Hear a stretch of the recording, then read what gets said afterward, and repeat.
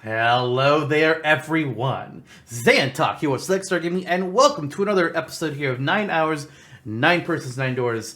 Continuing on from the stream archive footage that I played a while back, but let's go ahead and kick it off to Past Me, who's going to be continuing through the game. Take it away. You sound as if he just finished doing nothing more exciting than describing the weather. For Santa, it was the last straw. What the hell is this shit? You aren't going anywhere, you son of a bitch! We're gonna leave your ass here to rot! Why? Because I killed Clover? That's ridiculous. Why are you so upset that I killed the little bitch? She was nothing to you. A stranger you only met a few hours ago. Am I wrong? You bastard! Seven roared and lifted a fist that would likely have shattered Ace's jaw. But someone else is faster. It was Lotus. She stepped toward Ace, raised a fist of her own, and drove it straight into his nose. Blindsiding me with a punch, huh? You've got some fire, don't you? I confess, I rather like a tough woman. No, not the time for that. He sniffed and wiped a small trickle of blood from his nose with a raised eyebrow. Well, maybe you'd like another one then. Before that, let me give you one of my own. Huh? Lotus scarcely had time to blink. Ace snaked his arms around her and pulled Lotus's back up against him. In the same motion, he reached into his coat pocket.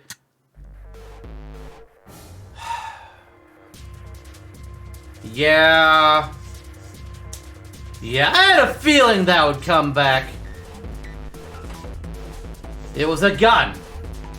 A particular golden gun. The revolver. Almost lazily, he tilted it to point at Lotus's head. If any of you so much as blink, I won't hesitate to pull this trigger. I mean, everybody has to blink like every few seconds, dude. That's a terrible phrase. I've already killed 3 people. Don't think I'm not ready to make it 4. 3? Are you counting Ninth Man? 3 people? What do you mean? Very well. Let me take this opportunity to illuminate you. The person who killed the 9th man was me. Although I suppose to be more accurate, I encouraged him to get himself killed. While we were examining the main staircase, he came to me and told me his name. I recognized it at once, so I gave him a little push. Just a little white lie. He was one of the other people who worked on the It seems the pharmaceutical settings ship. for the dead were altered. I'm assuming. Now it only requires a single person to deactivate the detonator in the bracelet. Investigate what's beyond door 5. We'll meet again later. And with that... Okay. Have a good one, guys. I'm going off ahead now. Well then. Why is it stopping? God damn it! You lied! Open the door, please! I'm begging you! Help me! Please get me out of here! Get me out of here! Oh my god! There's no time left! Listen! I was lied to! He lied to me! He put me in here! It was him! He killed me! It was him! Ah!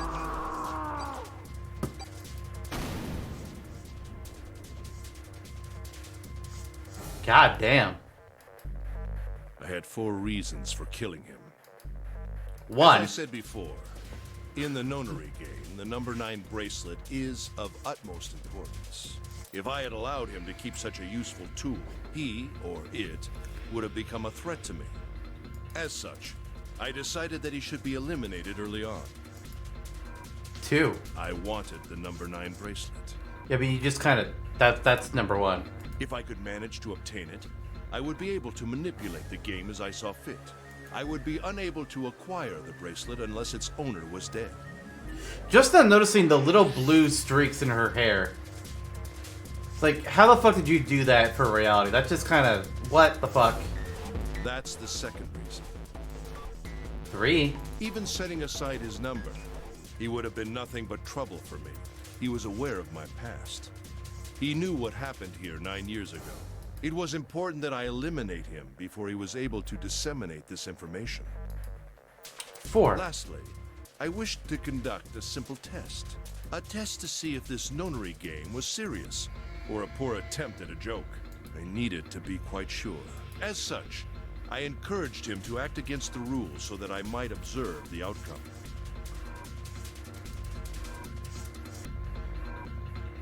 I mean, it'd be really weird if it was shading/light, considering it's on all these strands here, roughly the same length. Here, up in here as well, and all up in here. Like, that'd be really weird of lighting to do it like that. I don't get your third motive.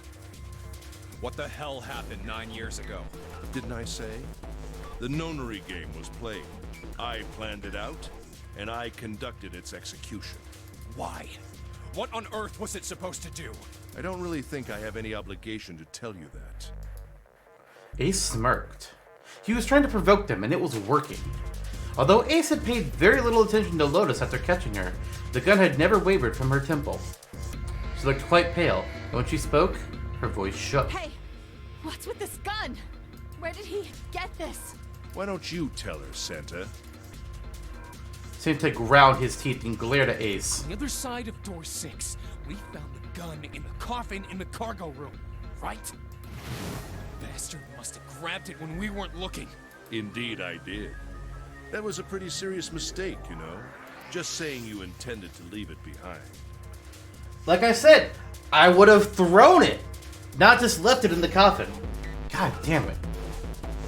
Ace laughed, a short derisive snort, and gave Junpei a sickeningly pitying look.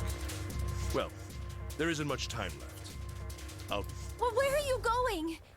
Do I really need to explain? I had assumed it would be obvious. I have the number 9 bracelet, and now I have Lotus. 9, 8, 1, 18, 9. Wasn't there a door with a 9 on it in the room that looked like a church? That's where you're going, isn't it? And how do you know that? Santa told me about it while we were looking for Clover. I see. Well, you are correct. That is my destination. But now I must say goodbye to all of you. Ah, and please, don't forget my warning. Move and I'll pull the trigger. I don't need her alive to open the door, you know. It's true. As he spoke, Ace began backing toward the door, practically dragging Lotus behind him. Shit! He's getting away! We can't risk it. Junpei, Santa, June, and Seven stood frozen. Ace had the face of a man gone mad. They had no doubt he would pull the trigger. Ace had reached the exit. Now, Lotus, open the door for me if you would. He forced Lotus to open it, then turned and addressed them once more. Then he stepped through the door.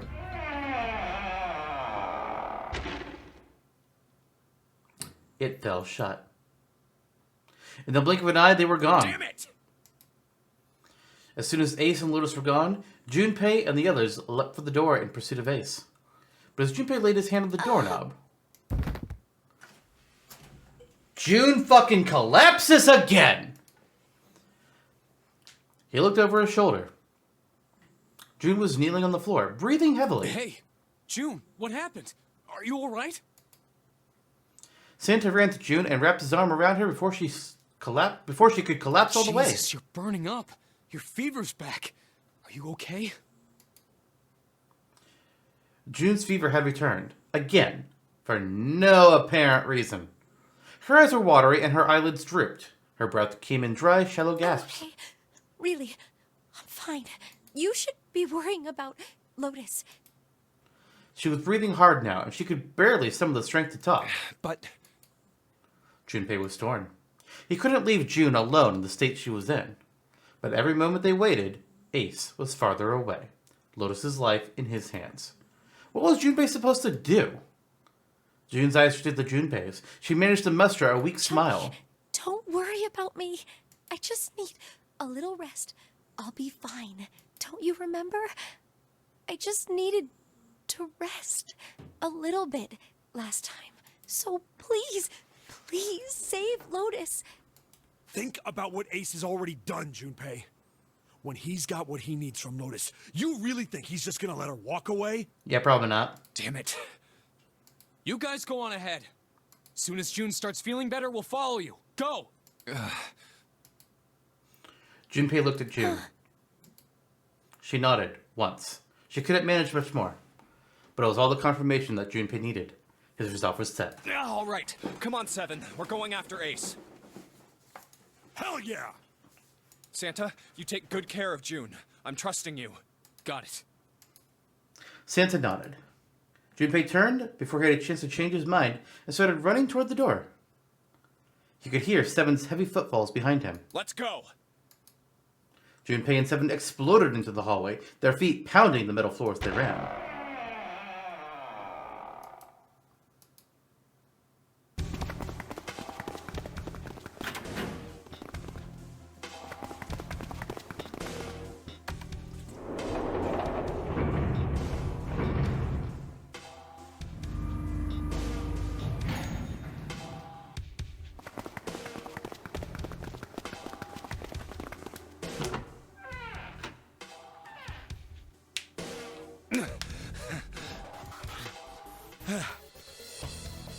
Junpei and Seven had finally arrived at the church, exhausted and out of breath.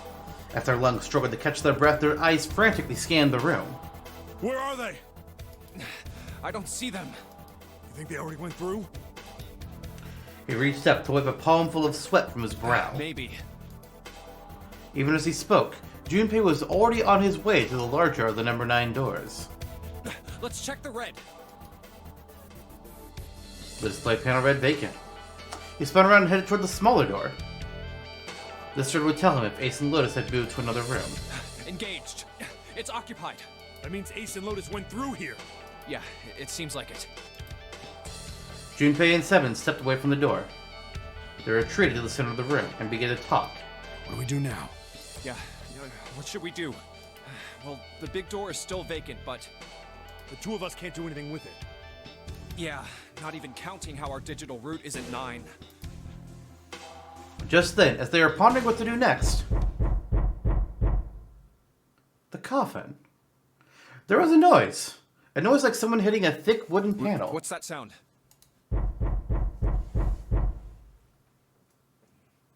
Junpei looked up, surprised. Seven followed suit, his eyes jumping around the room, looking for the source of the sound.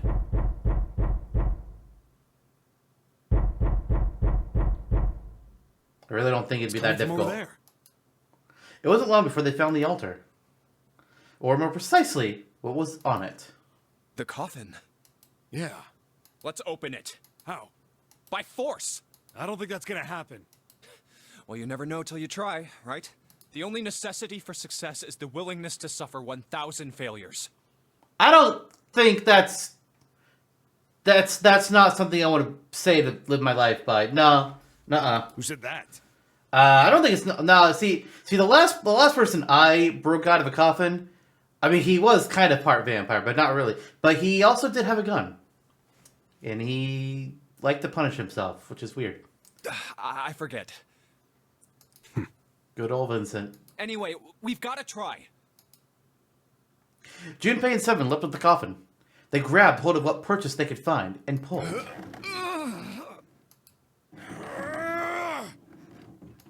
Damn it! See?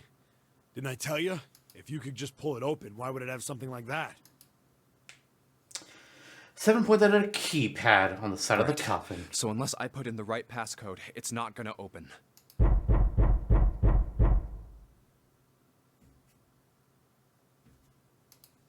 The noise hadn't stopped. In fact, as it continued, it had only gotten louder and more forceful. What were they supposed to do? Was there some sort of clue somewhere?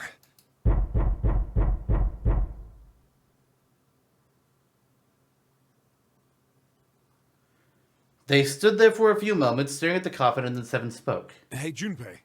I remember you mumbling about some weird numbers over by the bathroom in the first-class cabin. Those were the numbers I was thinking of trying first. You got those numbers by solving the secret message Clover was holding, right? Truth had gone, or something like that. Yeah, that's right. What about it? Well, maybe that number's the passcode for this thing, too. Come on, that's impossible. Those numbers were the code to unlock that safe. So? Yeah, but the person who set up that safe in this coffin is the same person, right? Zero set up both of these. Yeah, probably. Well, then they might have set the same passcode for both of them. That's ridiculous. Why don't you just try it? I mean, it's not like you'll make things any worse. Exactly. It'd just be a waste of time. Oh. There's no way they're the same number. A waste of what? 5 seconds? How do you know that? You never know until you try. The only necessity for success is the willingness to suffer 1,000 failures. Got him. Also, in the time that they had this argument, you could have pressed all the buttons by now. You're wasting more time arguing about it. I'm definitely siding with 7 on this one. Holy shit. I've had the same kind of similar conversation with fucking Way Out Trail before. So you're like, just fucking try it. It doesn't hurt if you try. Who said that? Jesus. You. Fine. He knelt down in front of the keypad and looked at it. Perhaps because he'd repeated them so many times before, the numbers came easily to his mind. 3421. Quickly, he typed them in.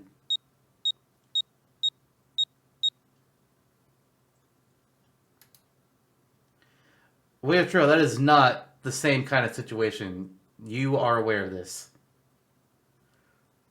He checked that he'd entered the right numbers, took a deep breath, and pressed the E button. It only took a moment. What? You gotta be kidding me. There was a click. And with a heavy clunk, the lid of the coffin slid off onto the floor. Someone set up from the inside. The real Snake! fucking Snake. You? Why? Ah, those voices. Junpei and 7, unless I'm mistaken. Where are the others? Are they elsewhere? Of course, there was no reason Snake would have known anything about where anyone else would be. Junpei and 7 looked at one another. There's a great deal he needed to know. But they had to tell him something, however. So they began to talk. Snake explained to them how he came to be locked in the coffin. Apparently he had been hit with some sort of knockout gas, and Junpei and 7 explained what had happened to the rest of them. I see. I believe I got the gist of everything. Have I been sufficiently caught up? No, there's one thing they kept from him. There's one thing, however, that neither 7 nor Junpei could bring themselves to say. That Ace had killed Clover. They feared that if Snake knew, he might well go insane. They decided as much by a look the moment Snake had climbed out of the coffin. That still doesn't explain why you were trapped in here. We've still got no clue about Zero's true identity, let alone why the hell he's doing all this. I mean, I thought it was Snake, but I guess Why not. did he put Guy X in Snake's clothes?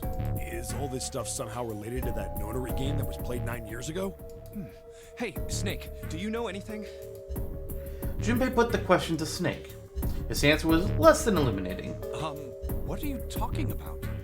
I apologize, but I have no idea what you're saying. It seems as though Snake was perhaps not being entirely honest. But that knowledge did Junpei and 7 little good. Oh, come on, just tell us if you know. I don't know what to tell you. How can I know something I don't? No matter how many times they asked, he insisted that he knew nothing. It was becoming clear that Snake wouldn't give in, and every second they spent asking him was a second This wasted. is bad. We're running out of time. We need to go after Ace. However, they stood in silence, the overpowering atmosphere of the chapel almost stifling. Junpei, 7, and Snake simply stood, at a loss for what they should do next. What do we do now? He glanced over at Snake's wrist. Sure enough, he could see the 2 on the bracelet of Snake's wrist. The 3 of us can't make a digital root of 9. Yeah, we just get 5. We're stuck here then. Oh. Hey, I just remembered something. 7 began patting his pockets as if he were checking to see if any of them held What? anything. What is it? I found something earlier. What did you find? This. He'd finally found the pocket he'd wanted, and his hand dove into it. 7 pulled out something round and metal. A 0? There was no mistaking the number glowing at them from the face like a cartoon eye. 0. Zero's bracelet. What did you say? Are you saying that 7 has the number 0 bracelet? Yeah. Where did you get that? Snake's question was innocent enough, but if he learned the truth, If he'd been able to see, he would have noticed Seven look away. Clover gave it to me. She did? Yeah. How did she come by it? Well, she found it. See, on the other side of door 1, A deck, the captain's quarters. She asked me to hold on to it because it was too big and bulky for her to be lugging around. He's lying. Junpei could tell right away that Seven wasn't telling the He truth. even told us earlier. I haven't actually looked at it yet. Didn't want to disturb the crime scene, you know? Basic stuff. Well, I did borrow one thing. He probably said that so Snake doesn't find out about Clover. All right, Junpei. Been nice knowing you. Wait, what? 7 and 2, 0 is 9. Come on, man. I'm just kidding. Still, just in case, I want to make sure the 0 bracelet gets picked up by the red. Snake, give me a hand, all right? Without waiting for a response, he started walking toward the door. Junpei and Snake followed him quietly. Before long, they found themselves in front of the larger of the 2 doors. 7 and Snake put their palms in the red. Once they'd done that, 7 put the number 0 bracelet on the scanner panel as well. A third asterisk appeared on the screen. 7, 2, and 0 were 9. Now they just needed to pull the lever, and the door would open. Huh? Why isn't it opening? Well, the third asterisk lit up, so it must have registered the 0 bracelet. Maybe it isn't actually 0. Huh? What? That bracelet may not actually produce the number 0 when scanned. Is it 10? That is what I'm saying. Why don't we try a few different combinations? Perhaps we can determine what number that bracelet actually contains. Oh, got it. Junpei nodded. Decide to use the following combination. Okay, let me...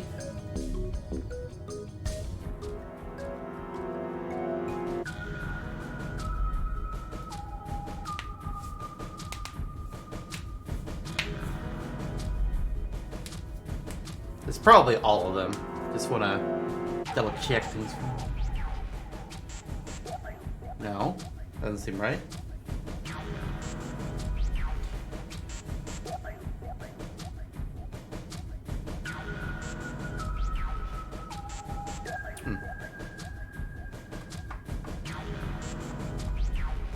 Nothing. Let's try all 3 of us and the bracelet. Snake, Junpei 7. If this combination works, then the number for this bracelet is 4.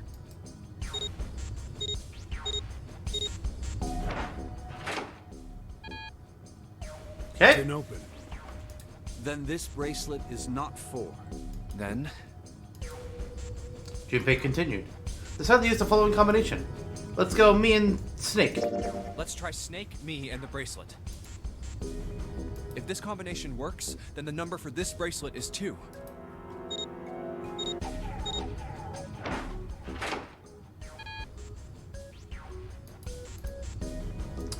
Okay. Didn't open. Guess it's not 2. Then,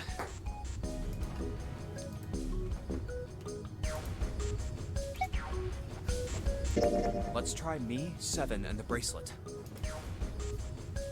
If this combination works, then the number for this bracelet is 6.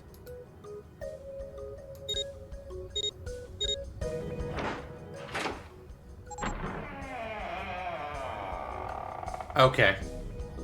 It opened. Yes, so it would seem. 7 clearly hadn't thought their experimentation would produce anything useful. It looked rather confused. Snake was, as usual, calm and smug. The door slid closed.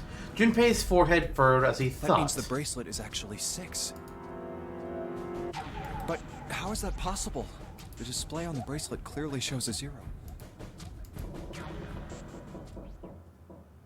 Suddenly, from somewhere far beneath them, they heard the creak and grunt of tearing metal. With it came the sound of water pouring into parts of the ship that had until recently been dry. Oh man, that's not good. I guess our time's just about up, huh? At any rate, we know now that the door can be opened. Let's go. But, Snake, are you sure? Yeah. You know that only Junpei and I can go through this way. You needn't worry. I have a solution to this problem. My last resort. But if now is not the time for last resorts, then when? Oh, yeah. Yeah, that's right, Witcher. You know who Snake is. Last? Resort?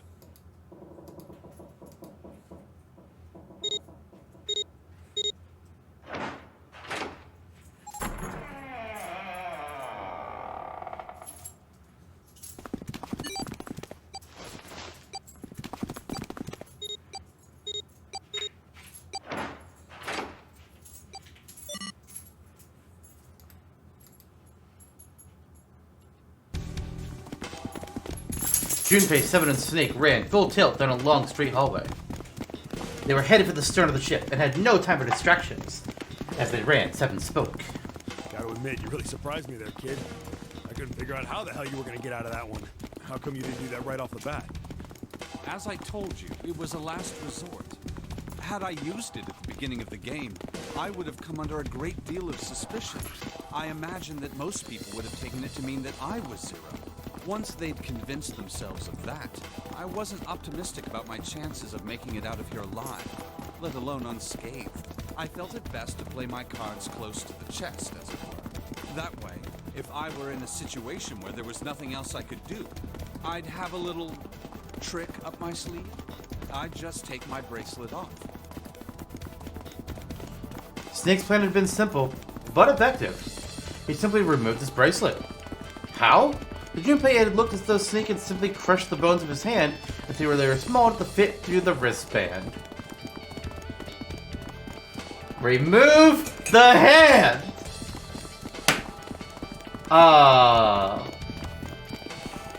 Of course, that would have been practically impossible, so how had he done it? My brother's left arm is, it's not like a normal person's arm. It's fake. It's not a real arm. Just FYI from Kelly, comparing this to a YouTube video, and now you're inside the 20 minutes until the end. Thanks, Kelly. I mean, I did say if I was within the 2-hour mark, which that will still be within the 2-hour mark of when I asked, so hey. I know this is kind of a weird thing to say, but I'm glad that's a fake arm. You don't have to be afraid of the door if you don't got a bracelet. It's true. You are correct. He walked through the door easily, without authenticating. He stepped out the other side unscathed and began running down the hall alongside Seven and Junpei.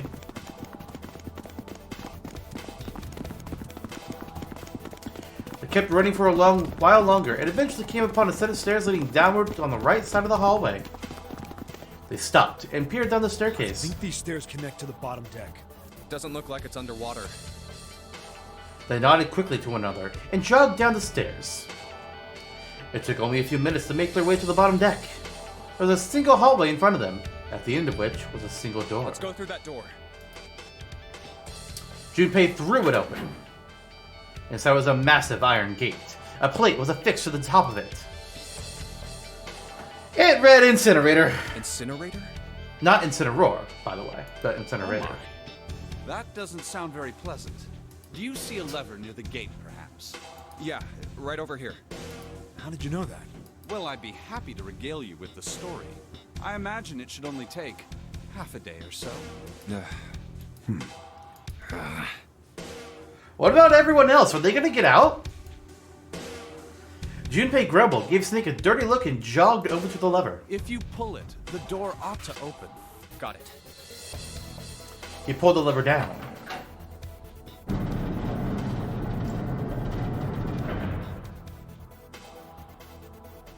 With the rumble of an ancient motor, the door opened. There was no need to hold back, and no time to hesitate. They pushed their way inside. Standing in front of them was Ace and Lotus. To just reuse the same sprite. Alright. Ace still had the revolver in his hand. It was still pressed hard against Lotus's temple. A small dark bruise had begun to form near the tip. Even from several yards away, Junpei could see that Lotus was shaking. She was terrified. But perhaps more interesting was what Junpei saw behind them. Another 9 door. What?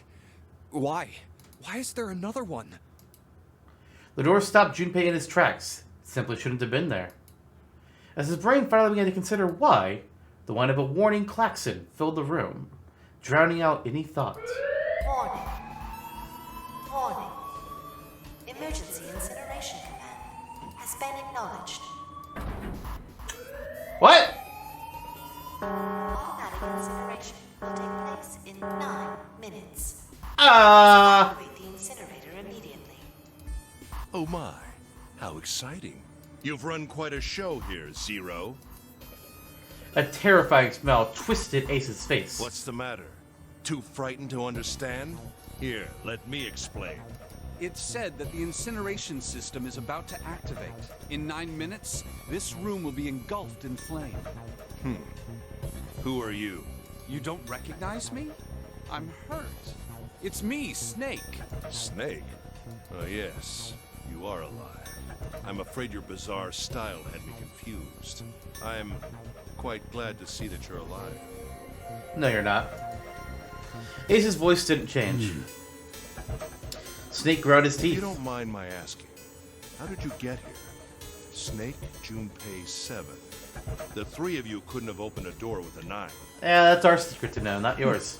Did you use Clover's bracelet, perhaps? What? Right. Well, your reaction suggests that you did not. Hold on. Why did you think we'd have Clover's bracelet? Shit. Junpei felt his chest Oh, tighten. They haven't told you? Told me what?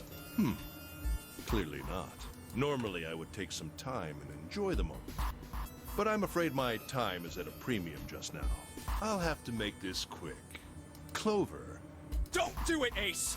Keep your goddamn mouth shut! Clover. I said stop it! Don't listen to him, Snake. Junpei could feel his voice getting hoarse, but Snake didn't listen to What him. happened to Clover? Ace looked at him. The corner of his mouth curled into the hook of a cruel smile. Clover died. The color left Snake's face. He shook his head, weakly. No, that's not true. That's impossible. It's a lie. It has to be a lie. Oh, it's quite true. I can assure you of that. I killed her myself, you see. What? Finally, the eyes open. I'm sorry, did I stutter? I killed her. Snake's face twisted into a mask of rage, mottled red rising to dot his pale skin. His entire body shook as he turned into a demon, and he looked at Junpei, actually, disturbingly like a demon. Oh, I was actually really close. I would have rather she died with less suffering. A bullet in her brain, perhaps, would have been ideal. Unfortunately, that would have made quite a bit of noise. Circumstances being what they were, I was forced to settle for the knife. The one the ninth man had, you remember. I believe I caught her just below the shoulder blade. I was rather lucky, in fact. My first thrust went right between her ribs. Her flesh was so soft. My knife slid in so easily. There was no resistance. That feeling was... I confess, I feel rather excited. It is a powerful memory. Someday, perhaps, I hope I can feel it again. Incineration will begin in 7 minutes. I'm going to kill you. Please do. Snake's words were a guttural growl, barely audible. What was that? I'll kill you. I'll kill you. Ah, so you're going to kill me. Please do. Come now. I'm waiting. Don't do it. Don't listen to him, Snake. Stop it, kid. He's screwing with your head. Is there a problem? What are you waiting for, boy? Don't you want me to send you to join your sister? Don't! The Snake! Don't do it! But Snake could no longer hear them. Snake could no longer hear anything.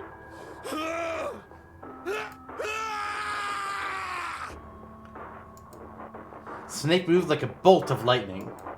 His scream echoed through the incineration chamber, full of rage and despair. Snake! Snake! And now while he's distracted, we run, right?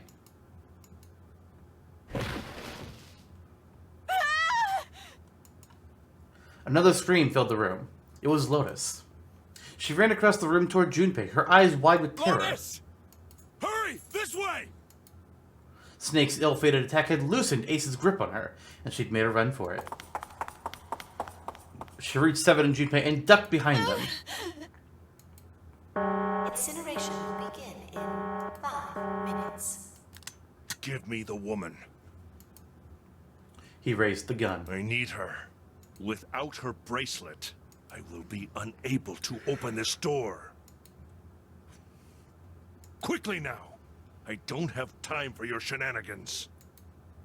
In the center of the room, Snake's body lay eerily still. He looked like a human larva, prone and vulnerable on the floor. I see.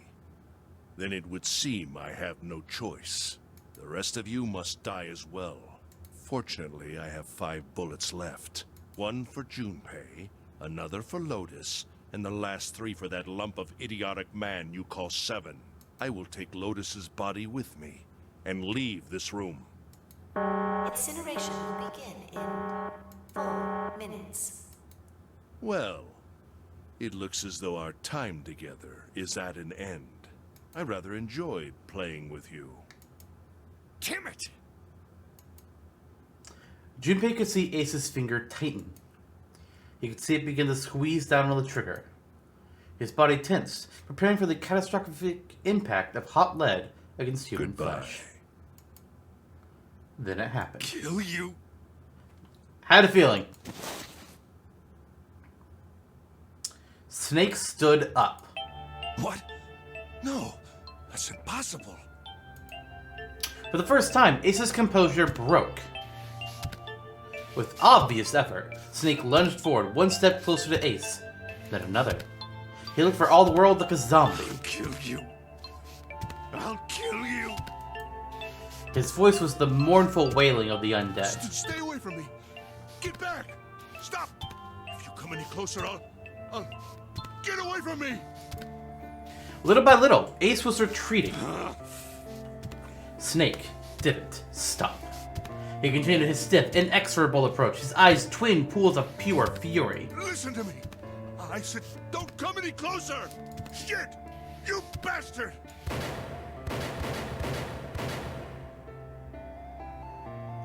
Ace's revolver left 5 times. 5 times the air in the incinerator was split by the crack of a bullet. Snake's body twitched as 5 clouds of blood and torn flesh leapt into the air across his body. A fine pink mist drifted from his body and disappeared. Junpei didn't have time to ponder what that meant before. And then his strength was gone. His legs crumbled and his broken and battered body slid to the floor. Incineration will begin in 3 minutes. Finally, you're...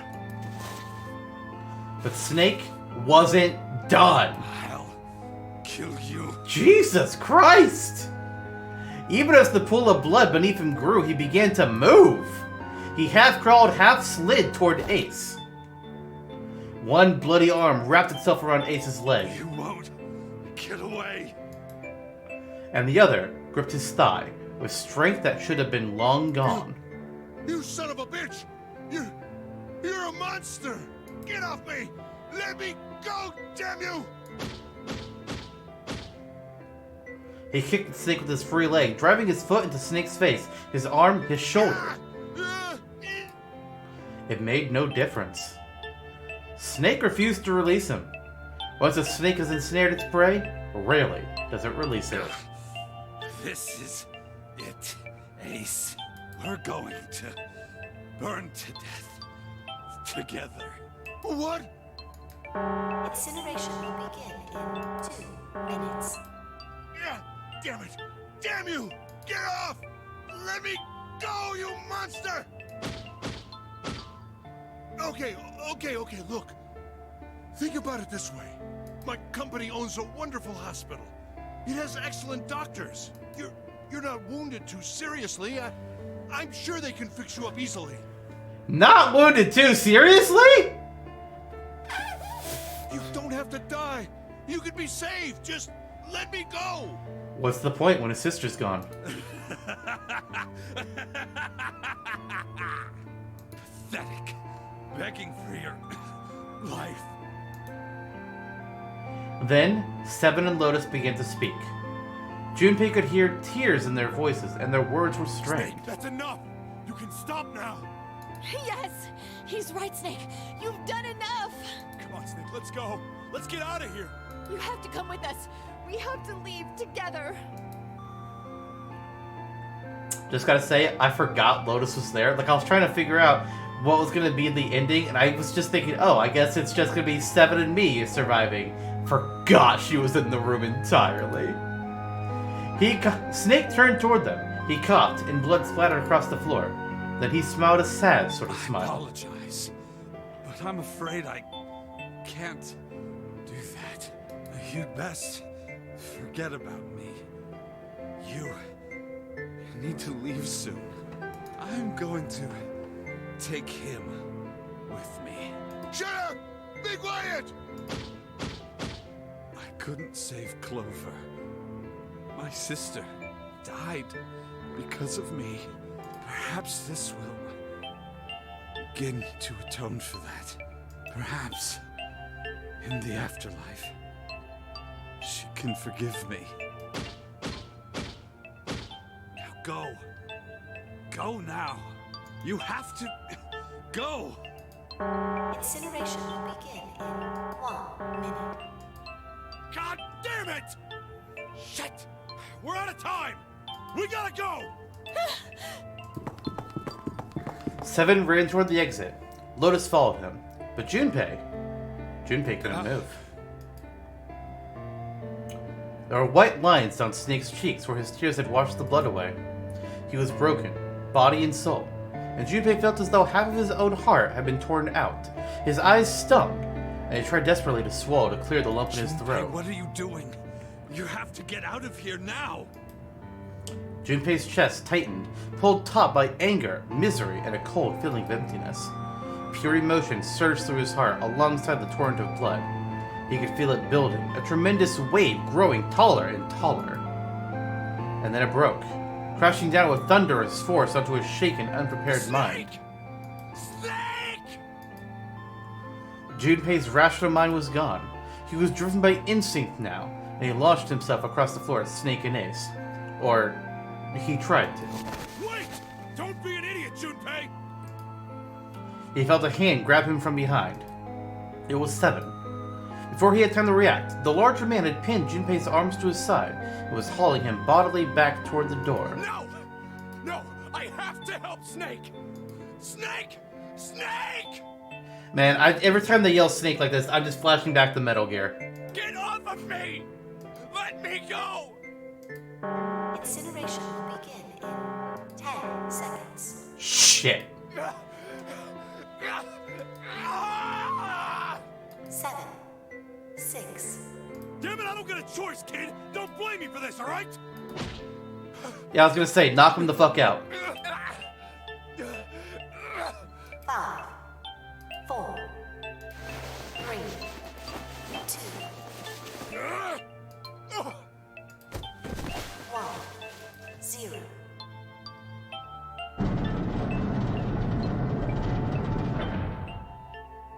Gates 2 and 3 are locked down, beginning incineration.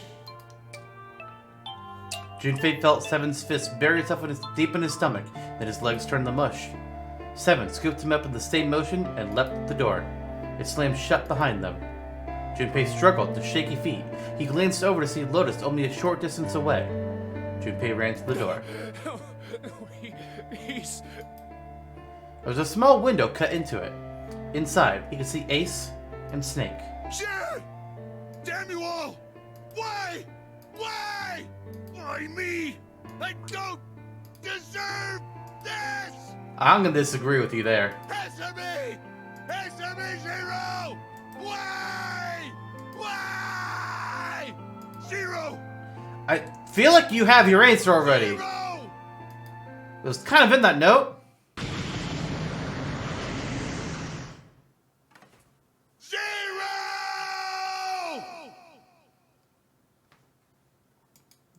How about we give a 1 to the man who had the 1?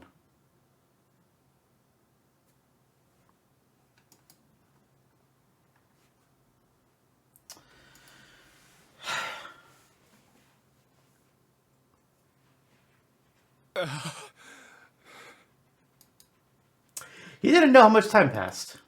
He didn't know how long he stood there in front of the incinerator. He looked to the side. Lotus's face was ashen. If not for the hand she put against the wall, Junpei didn't think she could have stood.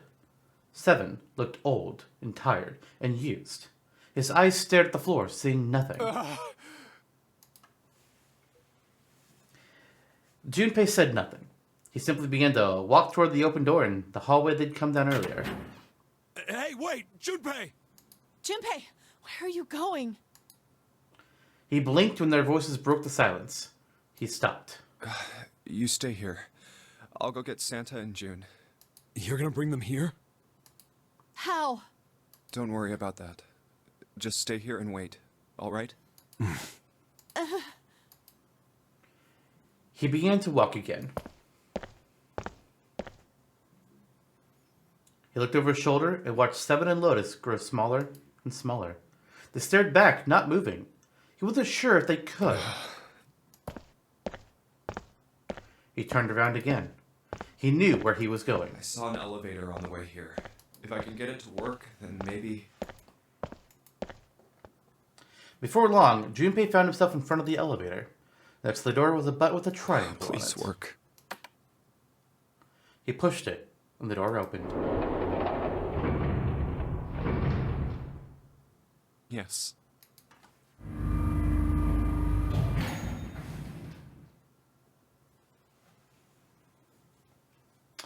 Junpei was in a large hospital room. June! Santa!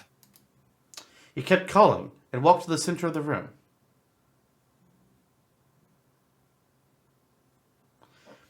But try as he might, he couldn't find them. Damn it! Where did they go? Increasingly frustrated and increasingly worried, Junpei left the large hospital room. He had no choice. He would have to look for them. Junpei's heart was heavy. He couldn't shake the feeling. There was a part of him that felt it would be wrong to, even if he could.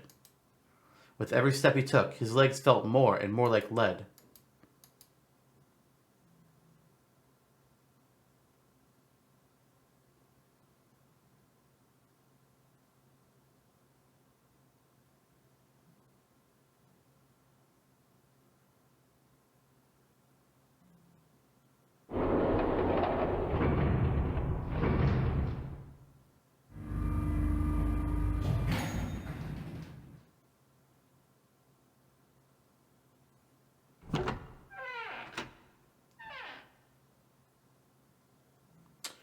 Sometime later, Junpei found himself at the chapel. He stepped inside, expecting to find nothing. But there, on the red carpet in the center of the room... June! No, codenames didn't matter any longer. She was Connie. Connie! Junpei cried her name and ran. Like lightning he ran across the room toward her. Connie!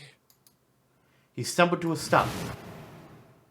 As he looked down at her body, lying so still on the floor, he felt the ice grip of fear upon his heart. She was still. So very still. No. It can't be. It's impossible. Slowly, Junpei bent down toward her. His hand shook, and he felt very cold and very hot at the same time. He forced himself to look. Her back. Her back was moving. Slowly, it rose and fell. Relief washed over him. Connie! Junpei reached out and gently, very gently, lifted her up. Connie, are you all right? Jumpy? He's certainly jumpy right now. Her face was pale and her lips were dry and cracked. Her eyes were blank and cloudy. They stood straight at Junpei, but saw nothing. Trembling, Junpei wrapped his arm around her back. She was cold. Very cold. Junpei tried to convince himself that it was only his imagination, but she felt as though she were fading away. He could feel his heart pounding frantically in his chest. Man. Connie. What the hell happened to you? You feel... Junpei, I'm sorry. Her voice is very faint. I might not make it. No way. No way I am going to let you die. I am going to save you. I promise. Thank you, Junpei. Thank you so much for everything. I was really happy to see you again. Junpei, really happy. Don't give me that I was crap. You're gonna see me again lots more times. You just gotta hang on. All right, Connie? Junpei, did you know you meant a lot to me when we were kids? I've liked you for a long time, Junpei. A really long time. Junpei's vision had gone blurry. It took him a moment to realize his eyes were filled with tears. He could feel a piercing point of heat deep in his heart, like a white-hot flame. He looked down at Akane. There was a crack of static from above his head, and a voice spoke. Zero. You son of a bitch! Where are you hiding? Junpei frantically scanned the ceiling for the source of the voice.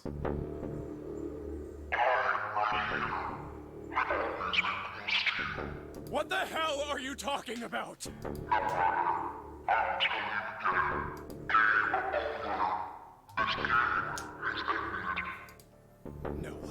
No, it hasn't. I'm not gonna let it end yet. I'm gonna get out of here with Connie. Why? Because you chose the wrong path. The wrong path? That is correct. Your path is invariable, however.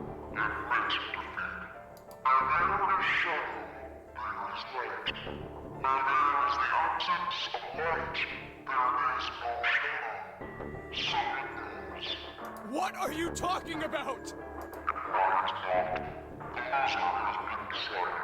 I told you! I am not gonna lose! No, you misunderstand. You have lost. I have lost. What? Junpei didn't have time to ponder what that meant before he heard the door slam shut behind him. He spun around. There was no one there. Was it Zero? Connie, wait here. I'll be right back, I promise. She managed a single nod. Junpei laid her back down gently and leapt for the door. He yanked it open and shot outside. No one. The hall was empty.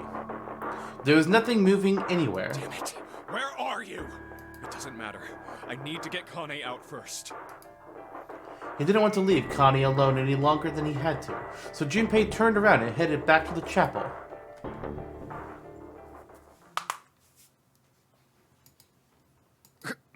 Connie! She wasn't there. She wasn't anywhere. She'd been lying there on the floor just moments before, and now she was gone. Oh God. No. No. Where is she? Connie. Connie! Connie! Connie! His cry split the heavens themselves. He screamed until his voice gave out. Then he screamed some more. But there was nothing. No answer. His voice faded away, and all that remained was cold, unfeeling silence. That was when he noticed it. Huh? A strange smell, when he'd smelled before. Wait. This is... white smoke. 9 seconds later, Junpei's mind winked out.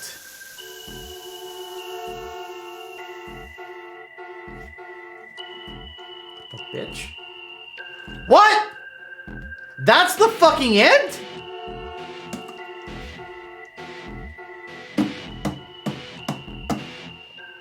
Okay.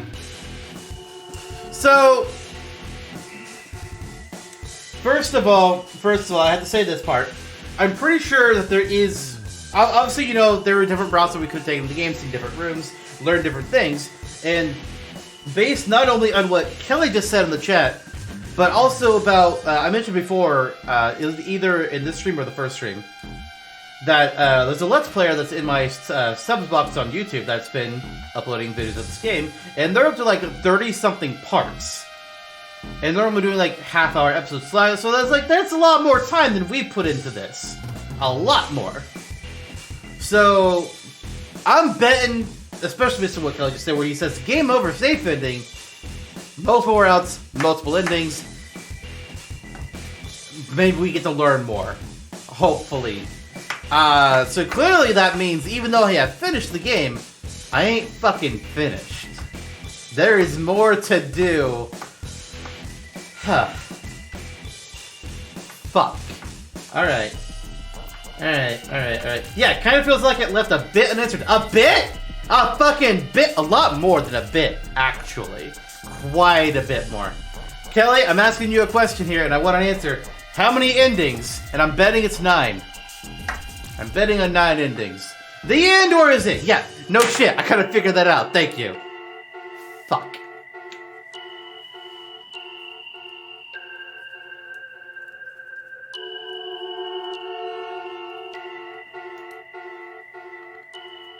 Chance of loss is not 0. Okay, well, I guess that's the achievement I got for this. Seek a way out. Yeah, I did. I did that.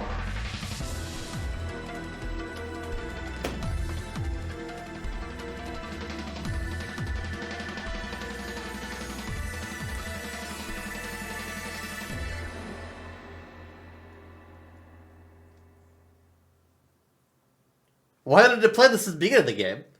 You have reached one ending. Fuck. This game has multiple. No shit.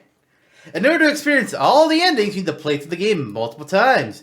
Make sure to save your progress now to retain all information you've acquired. Memory of Escape has been added to the title screen. Memory Escape enables you to replay the escape rooms you have completed. Would you like to save the info you obtained during this playthrough? After saving, the game will restart from the beginning. Please select the save slot.